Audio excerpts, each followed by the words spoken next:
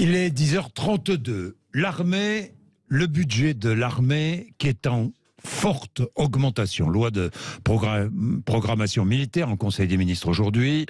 Matignon et Bercy souhaitaient réduire le montant et pourtant 413 milliards d'euros entre 2024 et 2030.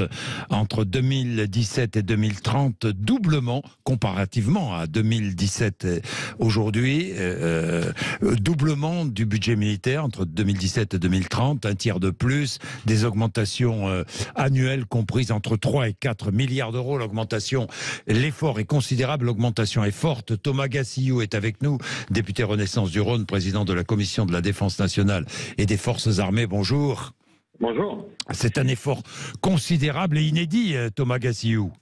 Oui, c'est un effort considérable parce que les risques du monde sont considérables. On a connu effectivement depuis les années 90 une baisse du budget affecté aux armées, c'est ce qu'on appelait les dividendes de la paix. Aujourd'hui, le monde devient plus dangereux et donc on adapte les moyens de nos armées en conséquence.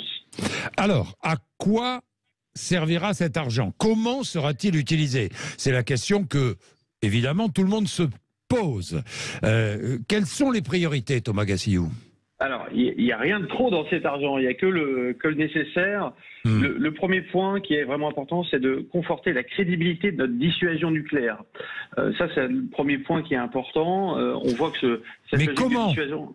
Alors, comment? La dissuasion, vous savez, c'est une composante océanique avec des sous-marins et c'est une composante aéroportée avec des avions. Et donc, il y a besoin en permanence d'investir pour renouveler nos capacités et également pour s'assurer qu'elles restent crédibles.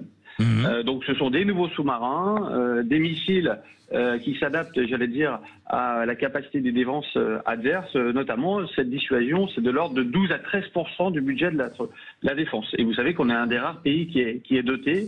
Et c'est ce qui permet à la France d'avoir un tel poids à l'international. On va donc construire de nouveaux sous-marins nucléaires. On va construire il y a déjà des programmes de sous-marins qui sont en cours pour remplacer effectivement les sous-marins existants. Vous savez notamment qu'on doit avoir en permanence au moins un sous-marin à la mer et qu'en cas de crise, on peut renforcer cette capacité par un deuxième voire un troisième. Alors oui, Thomas Gassillou, un sous-marin en action, en quelque sorte, en capacité de réagir, sous-marin nucléaire, lanceur d'engins, hein, on est bien d'accord. Exactement, vous avez deux types de sous-marins, les sous-marins nucléaires lanceurs d'engins, on en a au moins un en permanence depuis les années 70, et nous avons également des sous-marins nucléaires d'attaque, mais qui n'ont pas la même mission. Ceux-ci ont davantage des missions de renseignement ou de détruire des objectifs, typiquement des bateaux. Lanceur d'engins, que les choses soient très claires, engins nucléaires, hein, c'est-à-dire bombes nucléaires, hein, capables de porter le nucléaire en territoire ennemi. Ce sont des sous-marins qui sont d'une certaine manière des pas de tir, comme si c'était des petites fusées Ariane. Voilà. Dans chaque sous-marin, vous avez 2 x 8 fusées en mesure de partir à tout moment. Bien, ça c'est la première chose. Nouveau porte-avions à propulsion nucléaire, mis à l'eau en 2036 et en service en 2040, vous confirmez ? Oui, alors c'est un deuxième grand objet effectivement qui est confirmé dans cette loi de programmation militaire qui affectera 5 milliards d'euros. D'ailleurs, ce nouveau porte-avions sera sans doute baptisé dans le cadre du quinquennat d'Emmanuel Macron et vient renouveler... Quel nom Thomas Gassillou. Alors, sera baptisé, c'est au président de la République qu'il revient d'en décider d'ici la fin du quinquennat, et c'est un porte-avions donc qui viendra remplacer le porte-avions Charles de Gaulle, qui sera retiré du service dans une vingtaine d'années. Bien, vous avez une suggestion? Non, je n'ai pas de suggestion, mais vous savez que le porte-avions, c'est vraiment le navire amiral de la Marine nationale, et donc ça peut être qu'un personnage très emblématique de la France. Actuellement, c'est le porte-avions Charles de Gaulle. Oui. Thomas Gassillou, renouvellement de l'artillerie, aussi, nouveau modèle de canon César, par exemple. Alors oui, effectivement, l'artillerie, c'est un point qui avait été un peu délaissé depuis les années 2000. On voit en Ukraine que c'est un point qui reste parfaitement utile sur le champ de bataille. Et donc oui, effectivement, il s'agit non seulement de réparer nos armées en dotant des moyens d'artillerie, mais également de l'adapter avec une artillerie qui est plus puissante et plus moderne. Oui. Thomas Gassillou, est-il vrai qu'en cas de conflit, la France serait à court de munitions en quelques jours? Non, mais alors... on ne peut pas raisonner comme ça en quelques jours, ça dépend combien on en tire, mais effectivement, les stocks de munitions sont arrivés à des niveaux qui étaient trop bas. On vient de rendre une mission d'information à la Commission à ce sujet, et dans la loi de programmation militaire est prévu un effort, et d'ailleurs, dès l'année 2023, dès le budget qui est en cours, nous avons rajouté 500 millions d'euros sous l'impulsion de Sébastien Lecornu, pour renforcer nos stocks de munitions. Je dis ça parce que j'ai vu effectivement des rapports, j'ai vu des interventions des uns et des autres, certains disant même qu'on pourrait perdre une guerre faute de munitions. Alors, c'est le rôle de la Commission de la Défense, parfois, d'être lanceur d'alerte, d'aller voir l'ensemble des chiffres. Mais vous savez, la France, c'est un pays, on vient de le dire, qui est doté de la dissuasion nucléaire. C'est un pays qui est membre d'alliances comme l'Union européenne et l'OTAN.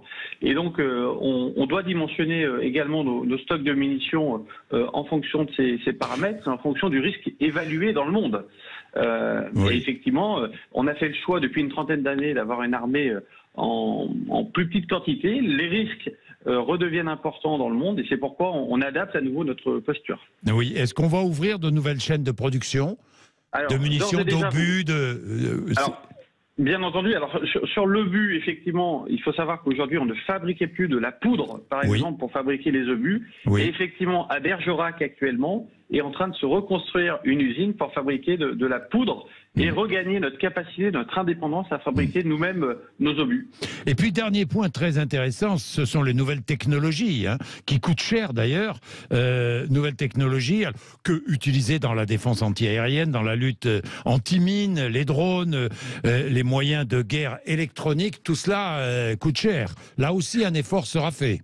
Alors oui, effectivement, les crises d'une certaine manière et les risques se multiplient plutôt qu'ils se remplacent. Et aujourd'hui, au-delà des capacités conventionnelles dont on parlait, des capacités de dissuasion dont on parlait, il faut être présent aujourd'hui sur le champ cyber, dans les grands fonds marins, dans l'espace exo-atmosphérique.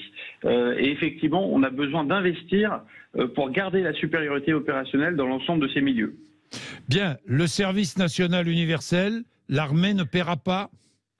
Il n'a jamais été prévu que l'armée paye pour ce SNU. Il a été peut-être prévu à un moment donné que ce SNU, dans ses dispositions réglementaires, soit inclus dans le texte de la loi de programmation militaire. Aujourd'hui, le choix qui est fait, c'est d'avoir une loi de programmation militaire qui ne concerne que les moyens des armées. Et peut-être dans les prochains mois, un autre texte sera prévu pour le SNU avec des moyens propres. Est-ce que vous êtes favorable à un SNU obligatoire, un service national universel obligatoire ? Je suis favorable pour qu'on expérimente la généralisation du SNU dans certains départements, pour qu'on pour qu'on voit concrètement ce que ça donne et qu'on puisse décider dans 2 ou 3 années s'il y a lieu de généraliser ce SNU. Donc pas obligatoire tout de suite. Alors je suis favorable à ce qu'on le rende obligatoire dans certains départements pour expérimenter la généralisation. Et ensuite, sur cette base, voir s'il convient de le généraliser à l'ensemble du pays. Bien. Merci beaucoup Thomas Gassiou. Merci d'avoir été avec nous. Merci, ça vous fait réagir. Allez-y, est-ce que c'est un bon choix ou pas? Nous engagerons le débat d'ailleurs parce que je sais que certains protestent, estiment que l'argent pourrait être utilisé à d'autres fins. Je ne sais pas, la lutte contre le réchauffement climatique, d'autres sujets, un argent qui pourrait être utilisé pour mieux aider les Français qui souffrent de la pauvreté ou pour autre chose. D'autres pensent qu'il faut absolument que la France assure sa sécurité militaire et que cet argent est bien dépensé. Qu'en pensez-vous?